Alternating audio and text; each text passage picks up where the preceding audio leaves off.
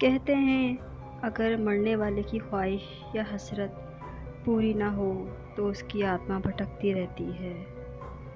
ایسا ہی ایک حادثہ میرے ساتھ ہوا۔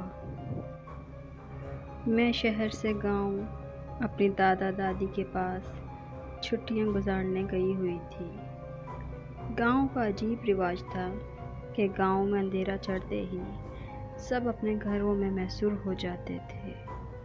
مجھے بڑا عجیب لگتا تھا کہ شہر میں تو آدھی آدھی رات تک رونق لگی ہوتی تھی، مگر گاؤں میں تو 7 بجے ہی سناٹا چھا جاتا ہے۔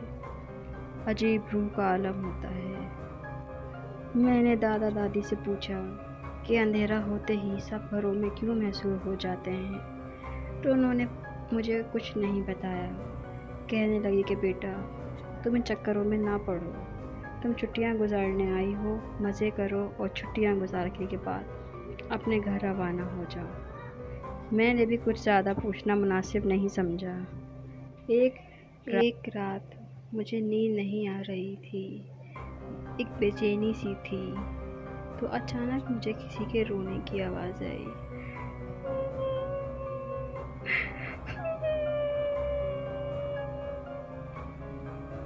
میں نے اچانک ادھر ادھر دیکھا مگر کوئی نظر نہیں آیا۔ پھر سے آواز آئی اور دروازے پر دستک ہوئی اور ساتھ میں آواز بھی آ رہی تھی، کوئی ہے جو مجھے پانی پلا دے، میں بہت پیاسی ہوں، کوئی ہے جو مجھے پانی پلا دے، میں بہت پیاسی ہوں۔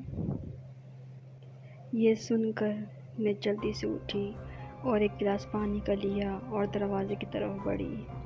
دروازہ کھولتے ہی کیا دیکھتی ہوں کہ ایک عورت عجیب سی، خوفناک سی، بالکل چڑیل کی طرح، بڑے بڑے دانت، خوفزدہ چہرہ، بکھرے ہوئے بال، پھٹی ہوئی آنکھیں، جسے دیکھ کر ہر کوئی خوف و ہراس میں آ جائے۔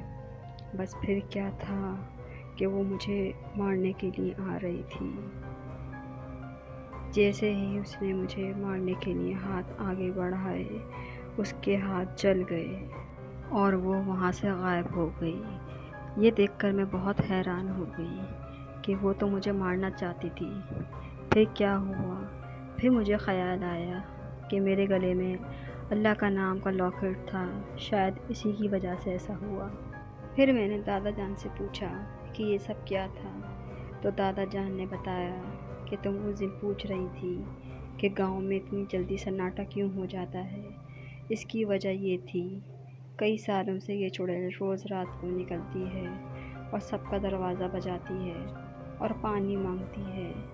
جو کوئی دروازہ کھول دیتا ہے اس کو جان سے مار کر اس کے خون سے اپنی پیاس بجھاتی ہے، کیونکہ یہ چڑیل اور اس کا بچہ پیاسے مارے گئے تھے، اسی لیے اب وہ گاؤں والوں کے خون کی پیاسی ہو گئی ہے۔ اگلے دن ہی میں شہر کے لیے روانہ ہو گئی۔ آج بھی اگر وہ رات میں سوچتی ہوں تو میرے رونگٹے کھڑے ہو جاتے ہیں۔ کیا آپ کے ساتھ کبھی ایسا حادثہ پیش آیا ہے؟ اگر آیا ہے تو مجھے کمنٹس باکس میں ضرور بتائیے گا۔